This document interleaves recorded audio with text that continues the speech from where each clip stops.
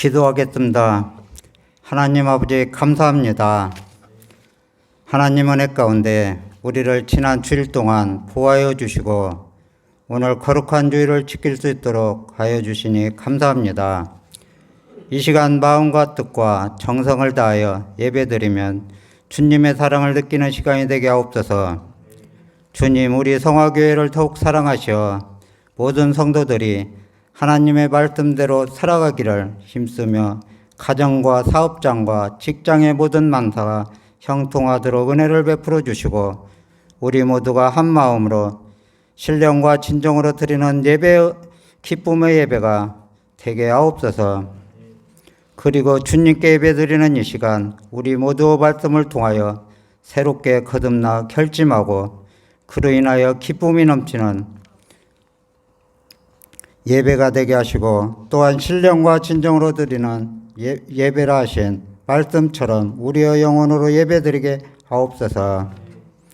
하나님, 코로나19 바이러스가 더 이상 퍼지지 않게 하나님이 함께하여 주셔서 믿는 저희들이 아무 탈 없이 지나갈 수 있도록 하여 주시고 육신의 질병으로 인하여 고통 중에 있는 성도들을 기억하여 주사 주께서 친히 권능의 손길로 치료하여 주셔서 속히 나음을 얻게 하사 영육이 강건케 하여 주시옵소서.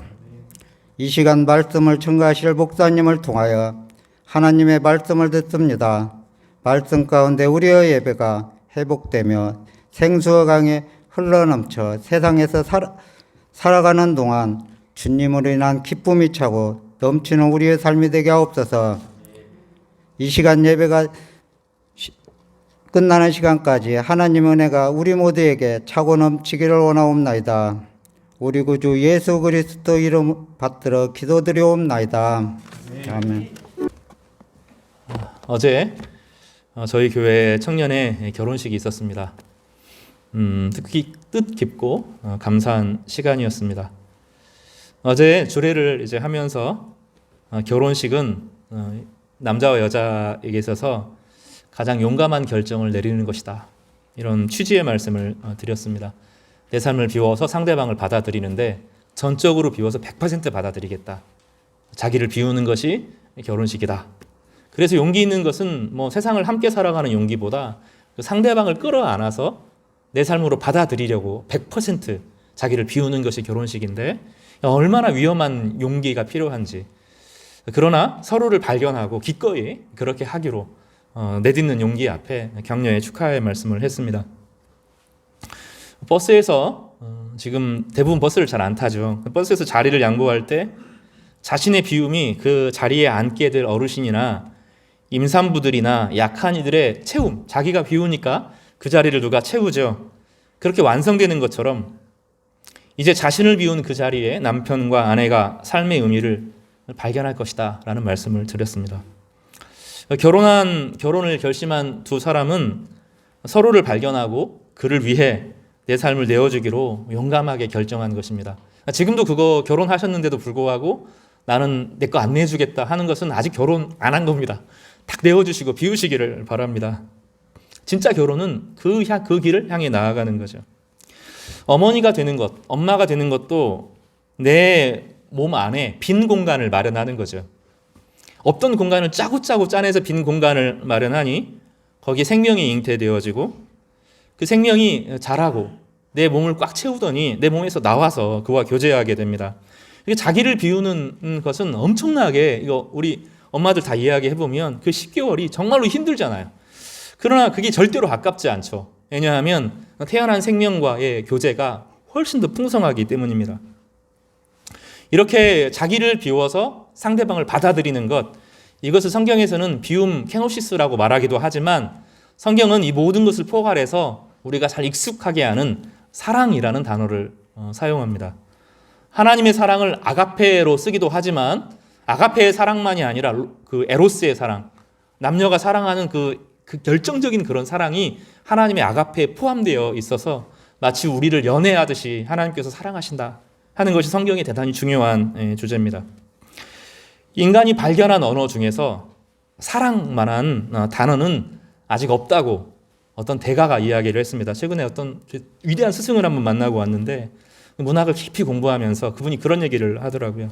인간이 사용하는 언어 중에 사랑보다 큰 말은 아직은 없는 것 같다. 그런 얘기를 들어보았습니다. 하나님이 우리를 이 땅에 보내시는 것은 그거 하나 알도록 하시기 위해서입니다. 기독교의 신앙은 다른 모든 종교와 그 부분에서 다릅니다. 기독교의 신앙은 하나님께서 우리를 태어나게 하신 목적은 하나님의 사랑을 알도록 하기 위해서다 라고 말합니다. 이 땅을 살아가면서 하나님의 사랑을 모르면 이 땅에 태어난 존재의 목적을 달성하지 못하는 것이죠.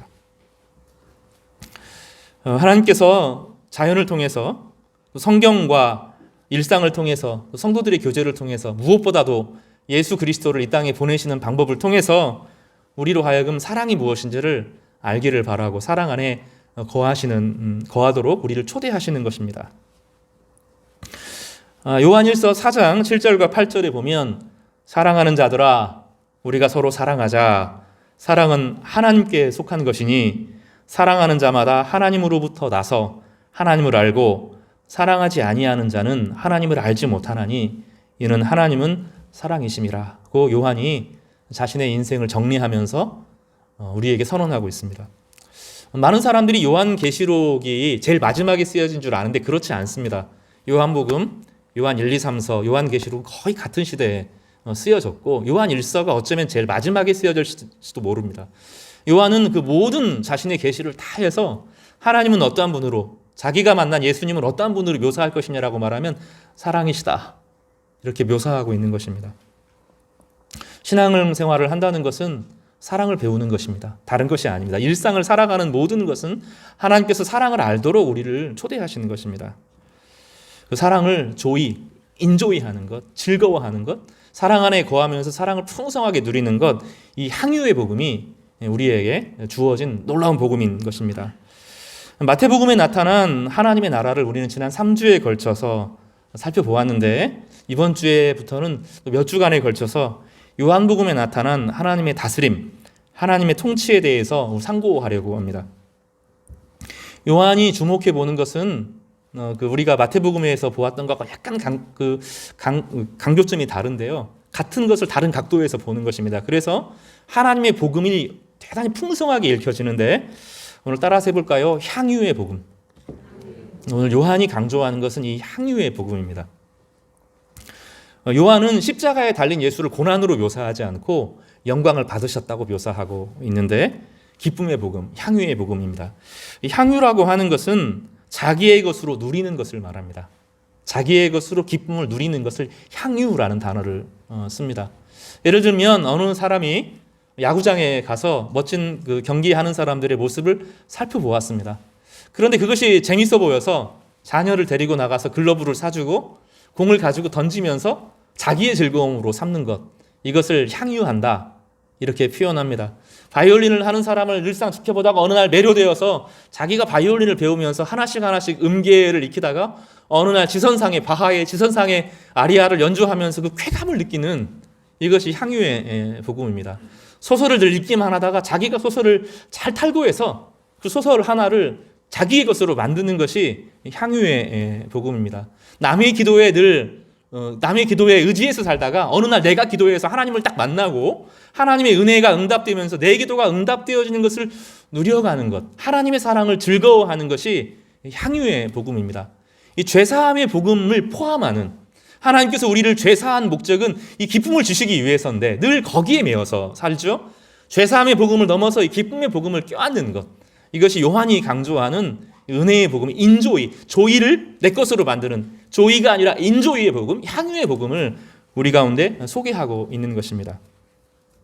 오늘 그 말씀을 함께 나누면서 우리 안에 진짜 기쁨, 솟아나는 은혜가 있기를 간절히 바랍니다. 한번 좀 아멘 해볼까요? 아멘. 이 은혜가 우리 가운데 있어서 예수님께서 물을 포도주로 바꿨어요. 포도즙이 아니라 포도주로 바꿨습니다. 얼만큼 양이 되냐면 한 800병 정도, 지금의 와인 용량으로 말하면 와인 한 800병 정도를 분량만큼의 포도주를 만들어내시는 기적을 경험했습니다. 근데 주님은 이 요한복음은 그 기적 자체에 집중하는 것이 아니라 어떤 의미가 있는 기적이다. 표적이라는 것은 사인이란 뜻이거든요. 늘 표지판과 같은 것입니다. 그래서 이 예수님의 기적은 예수님의 사역의 목적을, 예수님이 이 땅에 오신 목적을 드러내는 중요한 사인이다라는 것입니다. 물을 포도주로 바꾸어서 흥이 깨진, 흥이 축 처진 그런 그 모임을 흥겹게 만든, 삶을 흥겹고 기쁘게 만든 것. 다시 말하면 예수님께서 이 땅에 오신 목적은 우리로 하여금 고난에 막 처박히도록 하시는 것이 아니고 진정한 기쁨과 흥을 주시기 위해서 우리를 초대하신 것이다 라고 본문은 말씀하고 있는 것입니다. 그러니까 예수님이 있는 것이 늘 고난이 아니고 고난보다 더 큰 기쁨이 있기 때문에 감당하는 거예요. 우리 안에 이 기쁨이 주어지지 않는 상태에서 복음을 살아가려고 하는 것은 참 무기력한 것입니다. 여러분, 군대 이야기 별로 좋아하진 않지만 제 고참 중에 진짜 못된 고참이 하나 있었어요. 어떤 고참이냐면 1,000원을 줍니다. 1,000원을 딱 주고 3,500원어치를 사달라고 하는 거예요. 근데 우리가 신앙생활을 자꾸 그렇게 생각하는 거예요. 하나님은 나에게 조금 주시면서 엄청나게 많은 희생을 하라고 요구하는 것처럼 보입니다. 근데 하나님은 그렇게 나쁜 고참이 아니에요. 하나님은 우리에게 풍성한 은혜를 주시고 그 기쁨을 함께 누리기 위해서 우리 안에 우상과 싸우고 우리 안에 죄들을 싸우고 세상에 연약한 죄들을 이겨내도록 요청하는 것이지 아무것도 주시지 않으면서 혼자 버텨봐라 그런 분이 아니라고요. 오늘 이 복음, 하나님께서 우리 가운데 부어주시는 이 향유의 복음, 즐거움의 복음, 기쁨의 복음을 함께 나눌 때 우리 내면 중심에서부터 주의 은혜가 흘러가기를 간절히 바랍니다. 먼저 첫 번째로 살펴볼 것은 이 혼인잔치에 생긴 어려움과 예수님의 응답에 대한 이야기입니다. 우리 많이 읽었어요. 근데 어제도 참 많은 분이 오셨습니다. 참 많이 사랑을 받는 자매구나 확인할 수 있었어요. 서울에서도 오고 인천에서도 왔어요. 그리고 나서 다 돌아가더라고요. 돌아가고 인천으로 돌아가고 서울로 돌아가고 다 돌아가더라고요. 근데 이제 팔레스타인에 한 2000년 전에 KTX도 없고 버스도 없고 자동차도 없을 때 결혼 예식을 한번 생각해 보시기 바랍니다. 이 당시에 사람들이 그렇게 배부르게 살지 않았기 때문에 배부르게 먹을 수 있는 이 시절은 이런 잔치상이 있을 때입니다. 결혼식이 하나 딱 준비가 되어지면 몇 달 전부터 다 소식을 내어줘야 돼요. 그러니까 일주일 전에, 2주일 전에, 한 달 전에 결혼을 결정하는 법이 없습니다. 몇 년 전에 결정을 하고 미리 다 이야기를 합니다. 몇 월 며칠 몇 시에 결혼식을 할 거다 하고 알려줍니다. 그러면 자기가 그 사람을 알고 친구라고 생각하면 와야 됩니다. 그 결혼식에 참석을 안 하면 원수가 됩니다. 우리하고 달라요. 우리와 같이 돈 보내고 끝내고 이런 거 안 됩니다. 안 되고 반드시 참석해서 그 자리를 빛낼 때 내 친구고 내 가족이고 내 친구가 됩니다. 그 잔치에 안 오면 원수가 되는 거예요. 가장 기쁜 순간에 함께 동참하지 않을 때 원수가 되는 겁니다. 또 혹은 결혼식에 초대를 받지 못하거나 잊어버리면 이 사람과 또 원수가 되는 거예요. 이 결혼식은 대단히 심각한 겁니다. 그래서 이 결혼식이 알게 되면 사람들이 손꼽아서 기다려요. 기다리고 거기에 옵니다. 오는데 전국 각지에 흩어져 있잖아요. 팔레스타인의 지역이 강원도보다 조금 큽니다. 강원도 끝에서부터 여기 중심까지 오다 보면 좀 짧게는 한 2, 3일에 오기도 하겠지만 많이 걸리면 열흘 보름도 걸립니다. 그 기간을 자기 자비를 들여서 다 와서 그 결혼식에 참여합니다. 잠도 거기서 며칠을 자야 되고 그 숙박비를 다 주인이 제공하는 겁니다. 그러니까 이 혼인잔치를 하나 준비하는 것이 보통이 아니에요. 잠자는 거 먹는 거 싹 제공해야 됩니다. 그리고 점점점 혼인잔치에 가까워 오면 흥겨워지는 음악이 등장합니다. 그리고 혼인 예식이 딱 끝나고 나면 최고의 하이라이트는 언제냐면 우리에게는 없는 문화죠. 신랑과 신부가 함께 그 앞에서 댄스를 합니다. 이 춤은 기독교 신앙에서 되게 중요한 것 중에 하나였어요. 지금은 너무나 많이 사라졌는데 유대교 전통에서 예수님의 혼인잔치에서 춤이라고 하는 것은 빠질 수가 없어요. 춤은 자리를 바꾸는 거죠. 하나님이 성부와 성자와 자리를 바꾸는 것처럼 하나님도 춤추시는 분이시기 때문에 늘 이 하나님의 기쁨이 이 혼인잔치에 싹 포함되도록 되어 있어요. 기쁨이 막 넘치면서 신랑과 신부가 흥겹게 춤을 추면 친구들이, 젊은 사람들이 함께 참여하고 어른들이 참여하면서 그 전체가 기쁨의 동안이가 되는 것입니다. 한쪽에서는 맛있는 음식이 보글보글 익어가고 냄새가 막 풍겨나고 한쪽에는 화려한 춤이 있는 것. 이것이 예수님께서 말하는 천국의 이미지입니다. 기독교는 가만히 정중하게 있는 것이 아니라 기쁨이 사실은 넘치는 종교죠. 다른 종교하고 그 부분이 달라요. 우리가 좀 많이 회복해야 될 필요들이 있습니다. 근데 거기에 포도주가 딱 떨어졌다. 이거는 참사입니다. 참사. 그냥 포도주가 떨어진 것이 아닙니다. 예를 들면 결혼식이 1시 정도 돼요. 식사하지 말라고 여기서 식사 다 준비했다고 그 사람들이 밥을 하나도 안 먹고 혼인 예식에 참석을 했어요. 이제 예식이 다 2시에 끝나고 이제 그때쯤 밥을 먹으러 가려고 하는데 반찬이 하나도 없는 거예요. 다 떨어졌어요. 그러면 온 사람들에게 주인이 뭐가 됩니까? 그리고 이 사람들이 지금 어떤 대가를 치르고 왔죠? 열흘, 일주일, 3일 뭐 겨려운 길을 자기 직장 놓고 자기 농사 다른 사람에게 맡기고 그리고 온 거잖아요. 근데 뭐 제대로 먹을 것도 안 주고 포도주가 떨어졌다. 대참사가 벌어진 겁니다. 큰 문제가 생겼죠. 어제 결혼식이 참 좋았어요. 정중했고 격조가 있었고 소람스럽지 않았습니다. 무엇보다 사회자의 사회가 참 돋보였어요. 너무 분위기를 억지로 띄우려고 하기보다는 신랑과 신부에게 집중하도록 차분하게 많은 준비를 했다는 것을 알게 되었습니다. 근데 그런 혼인 잔치에 어제 참 좋았던 것은 그 신랑의 친구가 신랑과 신부 앞에서 축가를 하는 것이었어요. 감동적이더라고요. 노래를 얼마나 잘하는지 노래 하나로 그 분위기를 확 바꾸더라고요. 결혼 예식에 이 춤이 없고 노래가 없었으면 얼마나 썰렁했을까 그런 생각들을 해보았습니다. 결혼 후에 또 함께 나누는 식사가 없다면 또 얼마나 허전했을까. 성경은 그렇게 문자적으로 성경은 그렇게 막 차갑고 냉정한 하나님을 그리지 않고 흥겹고 급분 하나님을 그리고 잔치의 하나님을 묘사하고 있는 것이죠. 그런데 이런 혼인잔치에 그렇게 기대하고 소중하게 여기던 혼인잔치에 포도주가 딱 떨어진 것입니다. 이것은 손님에 대한 예의의 문제고 잔치의 흥을 깨는 것입니다. 잔치의 흥이 사라지고 사람들이 기대하고 했던 즐거움을 빼앗는 것입니다. 본문에서 예수님의 어머니 마리아가 예수님께 이 문제를 알아채고 부탁을 합니다. 예수님께서 처음에 좀 거절하시죠. 여자여 하고 거절합니다. 이게 좀 우리 문화하고 좀 다른데 아들이 엄마에게 여자여 그러면 안 되잖아요. 우리 문화에서는. 여기서 말하는 여자여는 극존칭입니다. 어머니를 향한 아주 극존칭이 여자여라는 표현입니다. 최고로 높여서 어머니 안 됩니다. 제가 그것 때문에 온 것은 아닌 것 같습니다라고 처음에는 거절을 합니다. 그런데 예수님께서 완전히 거절을 하시지 않는 것을 알고 예수님 어머니 마리아가 종들을 불러서 시키는 대로 해라 이렇게 요구를 하는 본문에 이어지고 있습니다. 향유의 복음의 첫 단계는 무엇이냐면 우리 삶에 흥이 깨지는 일들이 생긴다는 거예요. 우리 삶에 기쁨이 깨어지고 예기치 못한 그게 어떤 이유인지 모르죠. 누가 포도주를 깼을 수도 있죠. 그렇죠? 어쩌면 준비된 것이 상했을 수도 있습니다. 어쩌면 잃어버렸을 수도 있고 아니면 예상치 못한 더 많은 손님들이 왔을 수도 있습니다. 예상을 뛰어넘는 일, 비극이 생겨서 흥이 깨어진 일들이 우리 일상에서는 늘 벌어집니다. 내 계획대로 인생이 다 되어지지 않습니다. 20대 때 세웠던 계획대로 지금 아무도 못 살아요. 30대 때 이 정도는 되겠지? 그렇게 안 됩니다.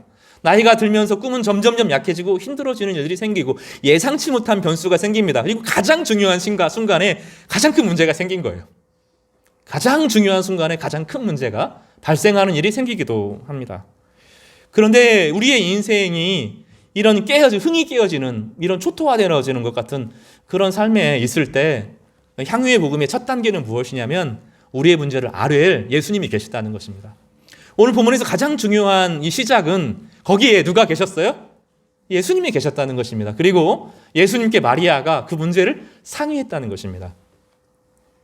우리는 인생을 살아가면서 우리 힘으로 다 할 수가 없어요. 그럴 때 우리는 주님께 물어볼 수 있습니다. 주님께 물어보면 주님께서 성령을 통해서 즉각적으로 답하실 수도 있어요. 어떤 거는 지금 도무지 안 풀리지만 하나님 말씀을 1년, 2년, 3년을 배워가면서 내 인격이 자라면서 해결되는 문제도 있습니다. 어떤 경우는 더 오래 걸려서 꽃이 피고 열매를 맺는 그런 시간을 가져야 될 수도 있습니다. 어떤 경우는 내가 못하고 다른 사람이 도와줘야 될 것들도 있습니다. 중요한 것은 그 모든 것들이 주님 안에서 주님께 물어볼 수 있다는 것입니다. 우리는 예수님께 기도함으로 물어볼 수 있고 성경을 연구함으로 물어볼 수 있고 2000년 역사 가운데 하나님의 성도들이 살았던 삶을 통하여서 답을 얻을 수도 있습니다. 분명한 것은 주님께 요청하면 따라서 해볼까요? 반드시 답하신다. 주님은 반드시 답하십니다. 성경에서는 그 부분에 대해서 분명히 말해요. 하나님께서 응답하지 않는 기도가 없다는 거예요. 때로는 즉각적인 예스로, 때로는 웨이팅, 우리가 대부분이 웨이팅이죠. 기다려봐라. 기다리면서 나를 돌아보도록 하고 환경을 조정하시고 하나님의 매니지, 그러니까 하나님께서 경영을 하시죠. 이것을 은총, 섭리라고 부르는데 경영하는 것, 섭리라고 하는 것은 잘 다스리는 것입니다. 우리는 우리 것밖에 보지 못하기 때문에 내 문제가 해결돼야 된다고 생각하는데 하나님은 전체 우주의 역사를 살펴보시기 때문에 언제 어느 타이밍에 그 문제를 바로잡을지 어떤 방식으로 해야 될지 하나님께서 고민하시고 계시거든요. 우리만 고민하는 것이 아니라 주님이 그 문제에 대해서 깊이 고민하고 계시다. 이것을 믿는 것이 믿음입니다.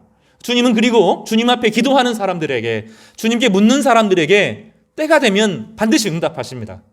그 상황을 조정해 주시거나 내가 성장해서 내가 그 문제를 풀어갈 수 있는 힘을 주시거나 조력자를 모세에게 아론과 훌을 보내주셨던 것처럼 조력자를 보내주시거나 아니면 다음 세대를 통하여서 그 일을 이루시거나 하나님께서 반드시 해결하여 주십니다. 응답되지 않는 기도는 없습니다. 우리가 신앙생활에 있어서 정말로 중요한 발걸음입니다. 이게 무너지면 기쁨을 잃어버립니다. 내 기도는 허공에 뜬 기도가 되고 나는 허공에 뜬 사람처럼 변해버리고 마는데 하나님은 그런 분은 아닙니다.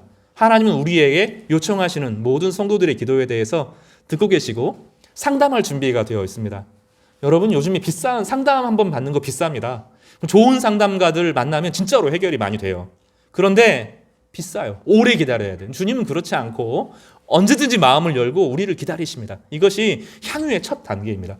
기도가 약해지는 것은 참 불행한 것입니다. 우리 삶에 기도가 약해지는 것은 하나님을 신뢰하지 않는 대표적인 행동이죠. 하나님의 선함을 내 안에서 믿지 못하기 때문에 기도가 약해지는 것입니다. 삶의 어려움과 질고 앞에서 그냥 마음을 놔버리는 것이 기도가 약해지는 문제인데 하나님의 신뢰를 잃어버리는 것입니다. 이러면 손해가 납니다. 정말로 상담하고 상의해야 될 때, 주님을 의지하지 못할 때 이건 문제가 되는 것이죠. 그러나 마리아는 그렇지 않았습니다. 자신을 향하여 정중하게 거절하는 예수님을 향하여서 다시 은혼 상대로 구하면서 네가 이 문제를 해결했으면 좋겠다라고 요청하는 마리아의 모습을 볼 수 있습니다. 우리의 문제는 하나님께 숨겨진 것이 아닙니다. 시편에서 여러 번 이야기했습니다. 기도란 하나님을 초청하고 함께 은혼 드리는 것입니다. 그러면 주님의 때에 반드시 응답하여 주실 것을 믿습니다. 이 두 번째는 정결 규례보다 복음이 뛰어나다는 거예요. 본문에 보면 이 대단히 중요한 메시지가 여기 뭐 있냐면 예수께서 그들에게 6절에 보면 거기에 유대인의 정결 예식을 따라 두세 통 드는 돌 항아리 6이 있었다 이렇게 말하죠. 여기에 표현을 하면서 정결 규례라는 말이 들어있어요. 그러니까 이 물은 먹는 물이 아닙니다. 예수님은 먹는 물로 포도주를 만든 게 아니고 발 씻는 물, 손 씻고 발 씻는 물, 특별히 발을 씻겨 주었는데 이 발 씻는 물로 포도주를 만들어 주셨어요. 이 정결규례라고 하는 것은 유대인의 관습에서 오는 것인데 지금 집중해서 좀 들어보시기 바랍니다. 정결규례라고 하는 것은 무엇이냐면 사람이 밖에서 집 안으로 들어올 때 그 손과 발을 씻어요. 손과 발을 씻는데 우리처럼 세균이 묻어있기 때문에 발을 씻는 것이 아닙니다. 왜냐하면 우리가 사람들을 만나잖아요. 유대인도 만나고 이방인도 만나고 죄인도 만나고 또 마음속에 음란한 생각을 품은 사람들도 만나겠죠. 우리 일상 가운데. 그러면 옛날에 우리나라 고려 왕건 이런 마구니 이런 것처럼 마구니가 옮겨 붙는다고 생각을 한 거예요. 그러니까 집으로 들어올 때 이 마구니를 씻어내야 돼요. 마귀를 씻어내고 죄악을 씻어내고 죄의 오염을 씻어내도록 하는 것. 이것이 정결규례입니다. 죄를 씻어내고 그 잔치에 참여해야 된다고 생각을 하는 것이 정결규례이거든요. 그런데 이 정결규례를 넘어서서 주님께서는 흥을 돋군 것으로 바꿨다는 거예요. 정결규례에 사용되어지는 물을, 발 씻는 물을 흥을 돋우는, 잔치를 잔치답게 하는 포도주로 바꾸셨다는 것이 본문의 중요한 메시지입니다. 우리는 이것을 죄사함의 복음과 그 기쁨의 복음을 좀 비교할 수 있습니다. 우리는 죄를 경험하고 기독교 안에서는 죄의 문제를 되게 엄중하게 다룹니다. 죄인이 하나님을 볼 수 없고 하나님의 은혜를 누릴 수 없고 이런 식의 표현들이 많이 있어요. 하나님은 죄를 심판하시고 죄에 대해서 대단히 심각하게 반응하시고 이 죄에 있는 자들을 심판하신다. 이것은 성경에서 되게 중요하게 다루어지는 것입니다. 로마서에서 되게 핵심적인 메시지가 이 죄에 대한 메시지인 것은 사실이고 우리는 죄에 주목해 볼수록 죄가 얼마나 무서운지도 압니다. 근데 죄를 이기는 방식이 있어서 기독교의 복음은 다른 종교하고는 좀 다른 방식을 택합니다. 내가 죄를 막 씻어내는 방식이 아니고 하나님의 은혜로 씻겨내려간다는 거예요. 그리고 하나님의 은혜가 임하게 되면 우리 안에 하나님의 성령을 통하여서 기쁨이 생기는데 이 기쁨으로 죄를 이긴다라고 성경은 묘사하고 있어요. 요한일서 4장 7절과 8절을 예배 때 읽었는데 사랑하는 자들아 우리가 서로 사랑하자. 사랑은 하나님께 속한 것이니 사랑하는 자마다 하나님으로부터 나서 하나님을 알고 사랑하지 아니하는 자는 하나님을 알지 못한다라고 묘사하고 있습니다. 그 하나님의 사랑이 내 안에 들어오면서 부딪히면서 기쁨이 확 다가온다는 거예요.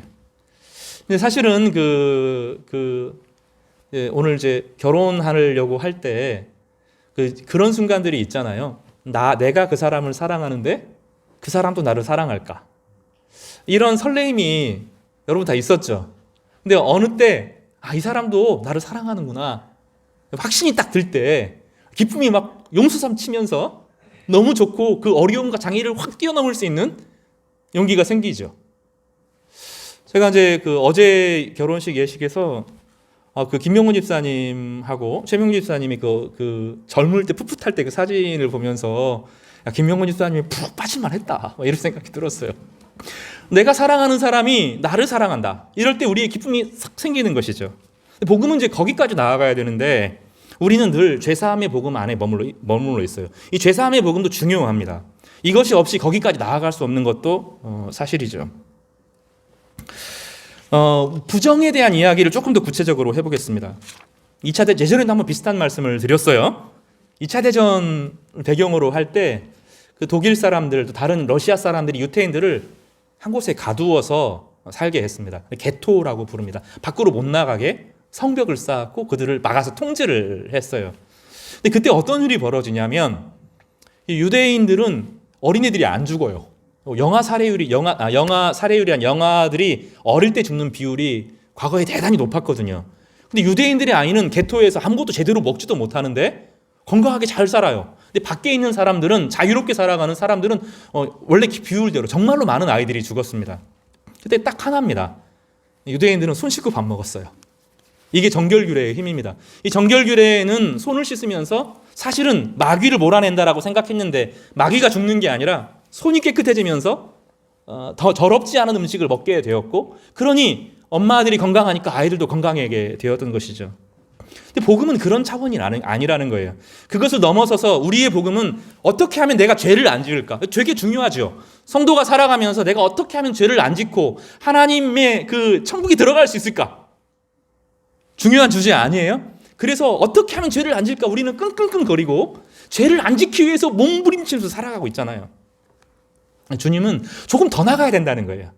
죄를 안 짓고 죄를 용서받는 복음을 지나서서 하나님이 주시는 은혜를 가지고 이 은혜를 어떻게 발휘하고 살까?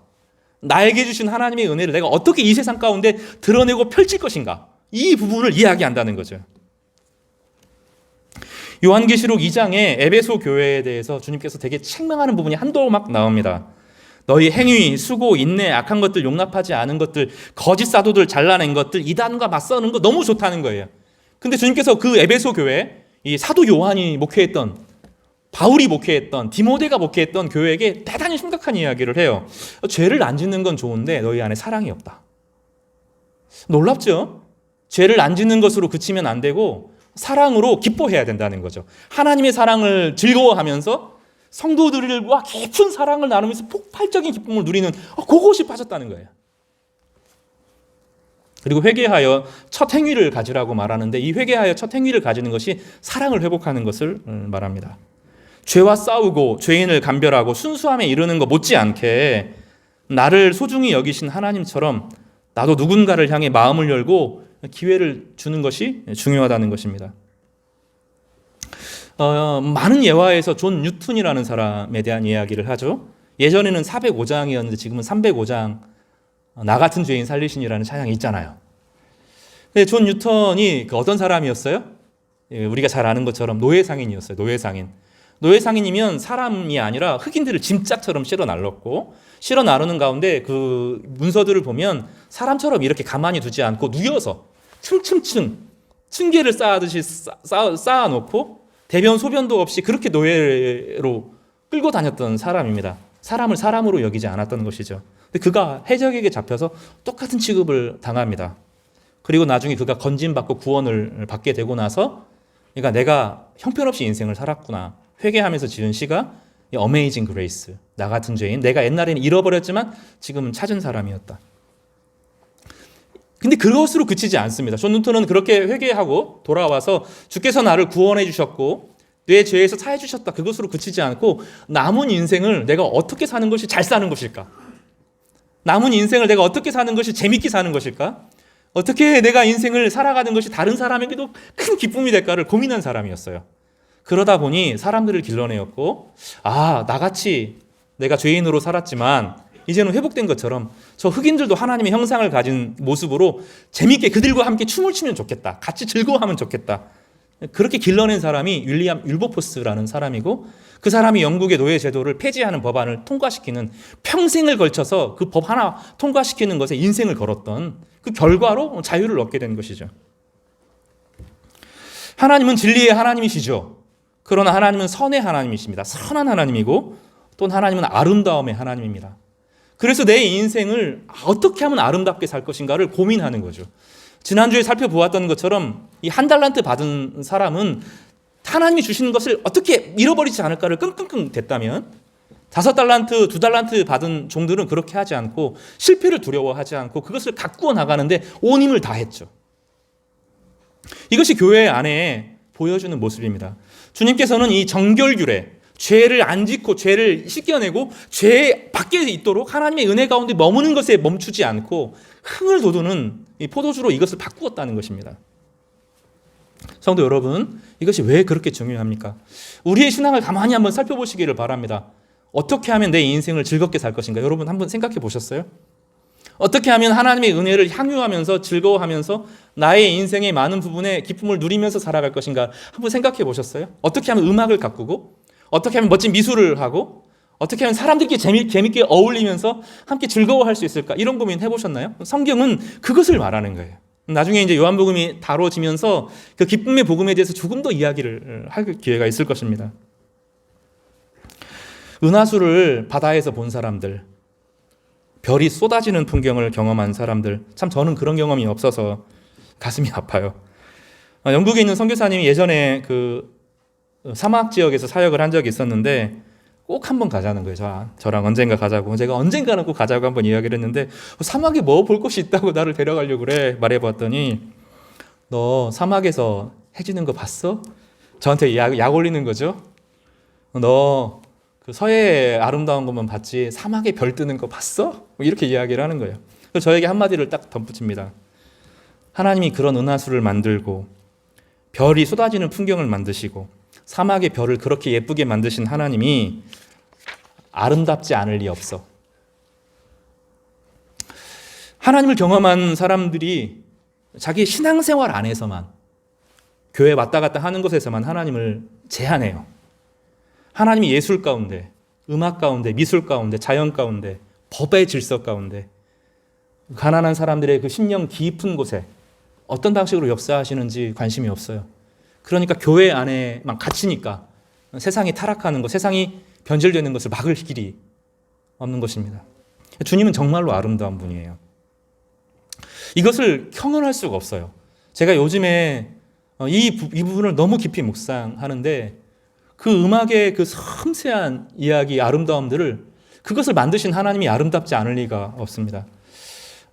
바이올리니스트 찌고이네르 바이젠, 찌고이네르라고 하는 사람이 집시의 바이올린이라는 제목인데, 사라사테라는 사람이 그걸 이제 작곡을 합니다. 근데 그 피아노하고 바이올린하고는 좀 달라요. 피아노는 도, 레, 미, 파, 솔, 라, 시도, 그 다음에 중간에 사이 음계들을 연주합니다. 그러나 그 사이에도 음이 있어요. 그렇지 않겠어요? 현악으로는 그 예민하게 하는 것들이 다 표현되어져요. 근데 찌고인의 집시의 바이올린을 할 때 그 작곡한 사람이 사실은 집시들의 음악의 10분의 1도 못 담아냈다고 말하거든요. 그 음악의 풍성함의 그 깊이와 넓이와 그 세밀함과 그 섬세한 묘사들을 그 악보로 담아내는 것이 불가능하다고 선언해요. 세상을 가만히 보면 아름다움으로 꽉 차 있어요. 심지어 미생물의, 우리가 꿈틀꿈틀하는 벌레 안에서도 구더기 막 움직이는 그 안에서도 사실은 아름다움이 가득해요. 하나 예를 들어볼까요? 이게 지금 자연입니다. 하나만 뜯을게요. 겉으로 보면 모양이 이렇게 아름답지가 않고 균형이 안 맞는 것 같고 삐뚤삐뚤 올라온 것 같잖아요. 현미경으로 들여보면 흠이 없이 탱탱하게 맺혀져 있어요. 자연이라는 건 그래요. 흠이 하나도 없고 이 안에 그 균열이나 규칙이나 이 단절이 하나도 없어요. 근데 사람이 만든 어떻게 아무리 섬세하게 잘라내는 그 섬세한 가위나 칼로 레이저로 잘라도 겉은 민들어운데 그 안에 들어가 보면 다 결이 갈라져 있어요. 하나님이 만드신 것은 이 아름다움으로 꽉 차 있어요. 우리 인생을 하나님께서, 이것은 무엇을 말하냐면 하나님께서 우리 인생을 작품처럼 정말로 아름답게 만들어 가실 의지가 있다는 거예요. 이 정결교회 하나가 아니라 이 포도주를 아름답게 만들었다, 사람들에게 흥을 돋우었다고 하는 것은 하나님이 우리를 향하여서 계획이 있고 목적이 있다는 거예요. 어떤 목적이요? 정말로 멋지게 만들어 보고 싶고 한 사람 한 사람의 인생을 빛나게 하는 인생으로 정말로 예쁘게, 정말로 아름답게 그 한 사람의 인생을 통해서 진짜 막 빛나는 인생을 살아갈 수 있도록 계획이 꽉 차 있다는 거예요. 근데 우리는 그 부분에서 관심이 없어요. 늘 자기의 죄에 예민하고 상대방의 죄에 예민하고 죄의 사함의 복음, 이 한계를 넘어서지를 못하는 거죠. 예수님의 은혜를 딱 받아들이고 주님이 나를 위해서 죽으셨고 이것이 하나님의 사랑이구나 하고 딱 믿고 받아들이면 거기서 딱 출발이 되어지고 그 다음부터는 하나님의 창조 질서를 보고 하나님의 자연의 질서를 보고 법과 사회와 문화와 예술과 철학 안에 있는 그 하나님의 섬세함을 배우고 꿈꾸고 탐구해 나가고 그러면서 섬세하게 보는 것을 바꿔가야 되는데 거기에는 관심이 없고 늘 두려움에 사로잡혀 있는 거죠. 지난주에 살펴본 그 악한 종의 핵심이 무엇이었어요? 두려움이었잖아. 두려움. 내 인생이 실패할까 하는 두려움, 내 인생이 망할 것 같은 두려움, 혹시 하나님께 혼나지 않을까에 대한 두려움이 완전히 사로잡혀 있어서 정작 도전하고 개척하면서 내 인생을 어떻게 하면 실패를 두려워하지 않고 하나님이 나와 함께 하시고 나를 붙드셔 내 인생을 빛내실 분이다 하고 딱 믿고 딱 내딛는 그 용기, 이 용기가 우리에게 중요하다고 말하는 거지. 그래서 요한은 그 얘기를 하는 거예요. 정결규례에 발 씻는 물이 아니라 흥을 돋구는 잔치에 있는 포도주로 바꿨다 말씀하고 있는 것입니다. 사랑하는 성도 여러분, 분명히 단을 넘어가야 돼요. 예수 그리스도의 십자가의 구속의 은혜를 통하여서 내가 자유를 경험하는 이 한 단계는 반드시 넘어가야 됩니다. 그러나 그것으로 그치지 마시기 바랍니다. 여러분의 인생이 정말로 창조적으로 열리기를 바랍니다. 아직 안 늦었어요. 여러분의 인생을 갖고 나가고 빛내기에 절대로 늦지 않았습니다. 모세는 80살에 시작했어요. 안 늦었어요. 여러분 한 사람 한 사람의 인생을 통하여서 하나님께서 얼만큼 아름다운 인생을 살지 우리는 감히 상상할 수가 없습니다. 그러나 하나님은 하실 거예요. 예배 전에 제가 그런 말씀 드렸어요. 전구 얘기를 했어요. 필라멘트 백열전 전구.